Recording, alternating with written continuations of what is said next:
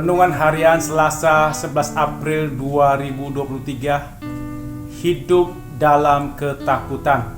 1 Petrus 1 ayat 17 sampai 23. Kita berdoa, ya Tuhan, tolong kami di dalam memahami firman dan merenungkannya. Roh Kuduslah yang menolong kami untuk dapat memahaminya, dan Roh Kudus juga menolong hamba-Mu untuk menjelaskan kebenaran firman, sehingga hati kami sungguh-sungguh hidup di dalam takut akan Tuhan. Kami siap mendengarkan firman-Mu ya Tuhan. Amin. Salam sejahtera, semoga dalam hidup yang penuh pergumulan kita makin berseru pada Allah dengan menyebut Bapa, dengan sikap hidup yang makin takut dan hormat kepada Allah, makin mengasihi Allah dengan menaati kehendak-Nya selama kita menumpang di dunia ini sampai kita tiba di kerajaan Allah, seperti ungkapan dalam 1 Petrus 1 ayat 17. Dan jika kamu menyebutnya Bapa, yaitu Dia yang tanpa memandang muka menghakimi semua orang menurut perbuatannya, maka hendaklah kamu hidup dalam ketakutan selama kamu menumpang di dunia ini. Orang menyebut Bapa di dalam doa atau memuji Allah. Bapa dalam ayat ini digambarkan sebagai hakim yang adil. Orang yang berdoa, ia sedang mengalami ketidakadilan. Karena itu ia memohon kepada Allah, Bapa yang adil, agar dibebaskan dari penganiayaan yang tidak adil. Orang yang menyebut Allah Bapa dalam doanya dan minta keadilan dan kebenaran dari Allah, maka orang tersebut harus hidup dalam takut akan Tuhan. Orang yang takut Tuhan akan membuat dirinya makin hati-hati dan hidup dalam kekudusan. Orang yang takut akan Allah tidak perlu takut kepada musuh yang jahat yang membunuh, karena mereka tidak berkuasa membunuh jiwa. Yang terutama adalah kita hanya takut akan Allah yang berkuasa membinasakan baik jiwa maupun tubuh di dalam neraka. Matius 10 ayat 28. Orang yang takut berbuat dosa tidak perlu takut terhadap masalah yang paling besar dan tidak takut pada orang. Takut kepada orang mendatangkan jerat yang membingungkan dan yang mengganggu ketentraman hati kita. Jerat itu adalah tipu muslihat iblis yang membuat kita jatuh dalam dosa. Karena itu kita harus berjaga-jaga, berusaha dan berdoa melawan jerat ini. Ketika hidup ini selalu sulit, musuh semakin ganas, dan peristiwa hidup selalu mengancam.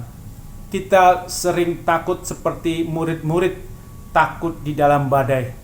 Tapi kita diingatkan bahwa Allah itu baik dan adil. Kita hanya memanggil dan menyebut Allah Bapa dalam doa, agar kuasa Allah membuat kita tidak perlu takut pada masalah dan musuh. Selama kita menumpang di dunia ini, kita hanya diminta takut kepada Allah saja, bukan pada masalah dan musuh. Menumpang dalam arti hidup kita sebagai peziarah yang berjalan menuju kerajaan Allah. Dan kita adalah orang asing di dunia ini. Selama menumpang di dunia ini, kita harus lewati dengan takut akan Allah, hakim yang adil. Ukuran keadilan Allah adalah firman Tuhan atau hukum Tuhan, bukan hukum manusia atau hukum dunia. Takut dan hormat akan Allah sebagai hakim yang adil membuat kita makin bertumbuh rasa kasih kita kepada Dia sebagai Bapa, dan kasih itu kita nyatakan dengan ketaatan. Alkitab menggunakan beberapa kata untuk mengartikan takut atau ketakutan. Yang pertama adalah ketakutan yang kudus, dalam arti sikap orang percaya terhadap Allah yang hidup, menghormati Allah. Ketakutan akan Allah adalah pemberian yang nyata dari Allah agar orang mampu menghormati Allah dan sekaligus taat pada Allah, membenci dan menjauhkan diri dari segala kejahatan. Yeremia 32 ayat 40. Aku akan menaruh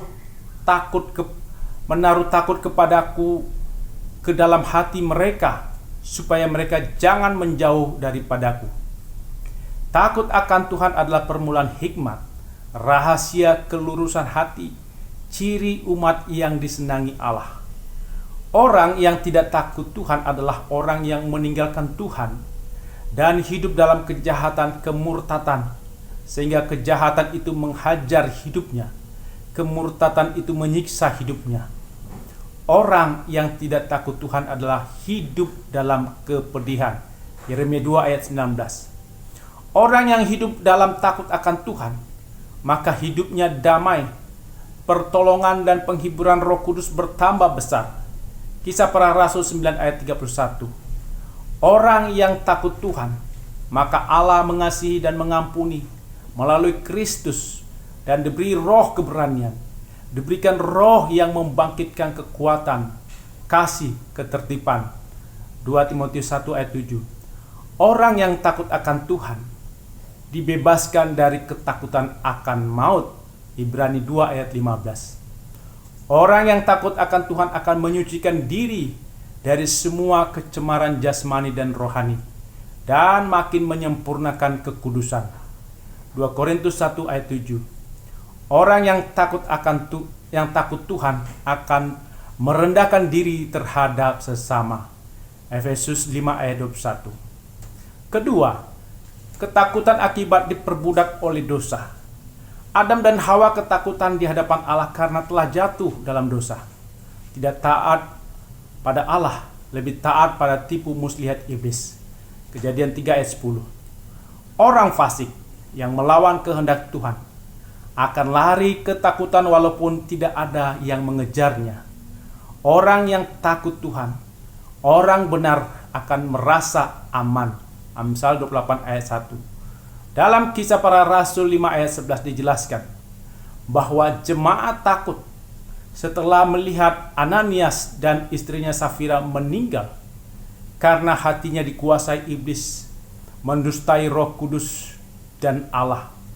Hukuman Allah atas Ananias dan Safira menyebabkan seluruh jemaat ketakutan, merendahkan diri, menghormati Allah yang suci. Tanpa ketakutan terhadap Allah dan murkanya terhadap dosa, umat akan segera kembali kepada cara-cara dunia yang jahat, tidak lagi mengalami pencurahan roh dan kehadiran Allah yang ajaib, serta terputus dari aliran kasih karunia Allah. Takut akan Tuhan merupakan unsur penting dalam iman. Ketiga, takut kepada manusia seperti seorang hamba-hamba yang tunduk dengan penuh ketakutan kepada tuannya. Bukan saja kepada yang baik dan peramah, tapi juga kepada yang bengis. 1 Petrus 2 ayat 18. Orang yang dipenuhi roh memperoleh kemampuan untuk memenuhi perintah-perintah yang tidak masuk akal, seperti kasihilah musuh-musuhmu. Yesus sudah memberi contoh agar tidak takut menghadapi orang-orang yang menyalibkan dirinya. Yesus berkata, "Bapa, ampunilah mereka." Kita diminta takut dan menghormati pemerintah, yaitu untuk menghukum para pelaku kejahatan dan memuji serta memberikan semangat kepada semua orang yang berbuat baik. Jika tujuan ini tidak terpenuhi, maka kesalahan tidak terletak pada lembaga itu, tapi pada pelaksananya. Orang hidup takut Tuhan adalah orang yang tidak melupakan ajaran Tuhan, mau mengamalkan perintah Tuhan, mendapat damai sejahtera dari Tuhan. Orang yang takut Tuhan tidak menganggap diri bijak, menjauhi kejahatan, maka Tuhan akan menyembuhkan dan menyegarkan kekuatan raga kita. Seperti ungkapan PKJ 283 ayat 2.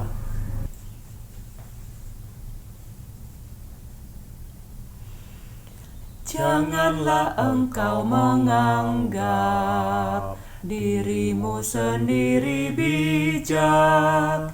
Takutlah kau akan Tuhan dan jauhi kejahatan. Itu yang akan menyembuhkan tubuhmu dan menyegarkan kekuatan ragamu. Janganlah engkau menganggap dirimu sendiri bijak. Takutlah kau akan Tuhan dan jauhi kejahatan. Amin. Mari kita berdoa. Ya Tuhan, dalam hidup yang penuh pergumulan, mampukan kami makin berseru kepada Allah dengan menyebut Bapa, dengan sikap hidup yang makin takut dan hormat kepada Allah, makin mengasihi Allah dengan menaati kehendak-Nya. Selama kami menumpang di dunia ini sampai kami tiba di kerajaan Allah. Dalam nama Yesus kami berdoa. Amin.